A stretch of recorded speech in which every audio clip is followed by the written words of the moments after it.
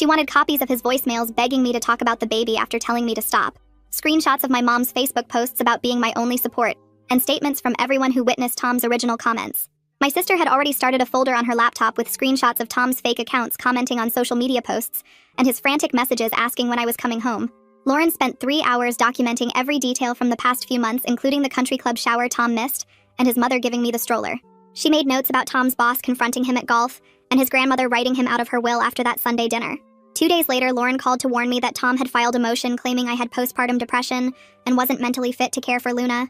She said he was going to play dirty and we needed to be ready for anything, including false accusations and twisted facts.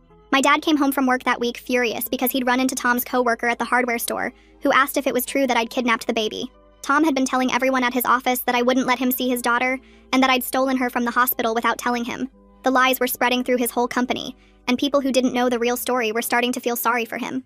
Lauren filed our response with the court the next Monday, including sworn statements from 3 nurses who witnessed Tom's behavior in the hospital room.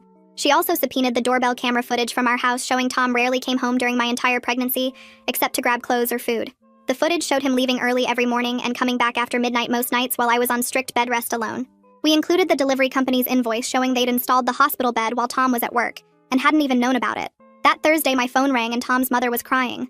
So hard I could barely understand her at first. She kept saying she had no idea what Tom had really said to me about the pregnancy being disgusting and boring. She'd believed him when he said I was being hormonal and dramatic, but now she knew the truth after talking to my mom. She offered to testify on my behalf about Tom's behavior, and said she'd already written a statement about the baby shower and how Tom never told her about it. Lauren was shocked when I told her because having Tom's own mother on our side would be huge for the custody case. 2 weeks after Luna was born, we went for her checkup, and the pediatrician noticed how tired and stressed I looked. She asked what was going on, and I explained about the custody battle and Tom's threats to take Luna away. The doctor examined Luna thoroughly, and then sat at her computer typing for 10 minutes straight. She printed out a detailed letter stating that Luna was thriving under my care, gaining weight perfectly, and showing 0 signs of neglect or harm. She handed me copies for my lawyer and said she'd testify if needed about Luna's perfect health under my care. That night, I was nursing Luna when my phone started buzzing with notifications from Facebook. Tom had posted in 3 different fathers' rights groups about how his ex was keeping his newborn daughter from him. He wrote that he'd missed her first weeks because I refused to let him visit, and that the family court system was broken. Within an hour, I had dozens of angry messages from strangers calling me every name you can imagine. Men I'd never met were sending threats about what happens to women who steal kids from their fathers.